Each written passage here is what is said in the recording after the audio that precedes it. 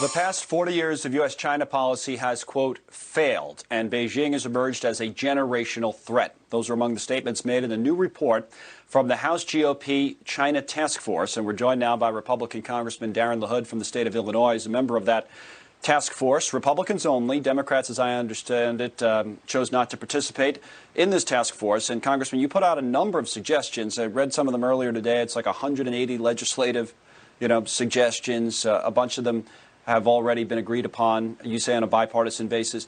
Let me ask you for the kind of the bullet point version of it. If we've had so many discussions on this show and others about China, does this or do these suggestions go further than President Trump has gone, either in rhetoric or action? Are they right in line? How would you describe them?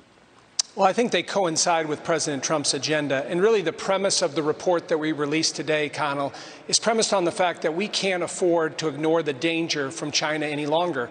And you look at this report, it's extremely comprehensive, it's substantive, it's merit-based. It's the largest report ever issued by the House of Representatives. And we look at all areas, national security and the threats there, economic threats, trade. We look at 5G, we look at technology. But it's a roadmap, Colin, that looks at the next 5 to 10 years. So it's a long-term plan that we can look at. And I would say we have 400 recommendations in here on all those different areas that I mentioned. But this is something that should be bipartisan or nonpartisan.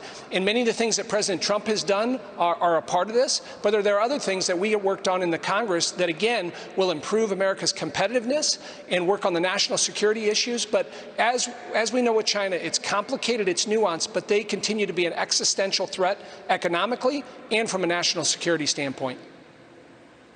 Huge topic, national security, foreign policy, economic policy for us over the last few years, but not a huge topic last night in that presidential debate. In fact, I think this soundbite you're about to hear might be the only mention of China between Vice President Biden and President Trump. Let's listen, and then we'll come back and talk about it. This is from last night.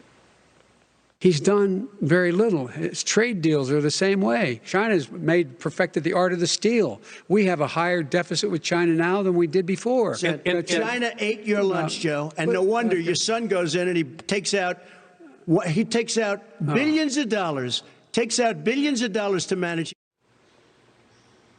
Well, it is one of the questions, get away from that last part, that businesses are asking is, would there be a big change in the approach to China were Vice President Biden to win? And if so, what do you think that change would be? What's on the line, in other words, in this election?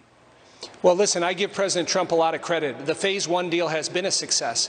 Now, I'm not necessarily a big fan of tariffs, but President Trump used tariffs with China to get them to come to the table. And you've seen the results from the Phase 1 deal. Remember, China's on the hook to buy $200 billion worth of products from the United States over the next 6 to 10 months. That's a lot of corn and soybeans from my district, about $60 billion worth of ag products, energy products, manufactured products. So Phase 1 deal would not have gotten done without President Trump. No administration over the last 15 years has been able to put together a deal like that. So we look at Phase 2, which comes after Phase 1. That's, again, something that President Trump has laid out. So I think it has been a success. So what would you say from the perspective of you guys putting out your recommendations to, say, a CEO of a company that has business in China, a U.S. company doing business there?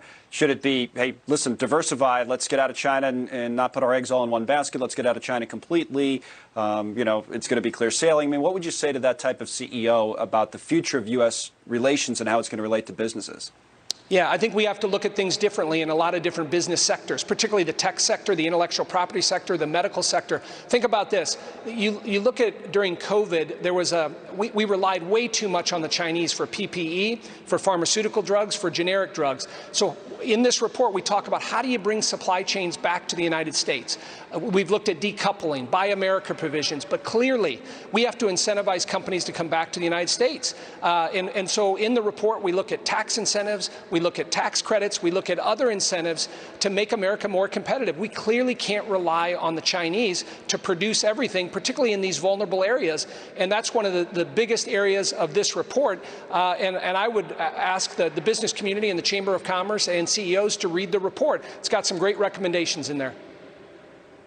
All right, because that's a big thing that a lot of people are thinking about, especially with the election coming up soon on the business side. Congressman LaHood, it's good to see you. Thank you. Recommendations for how to deal with China. Melissa.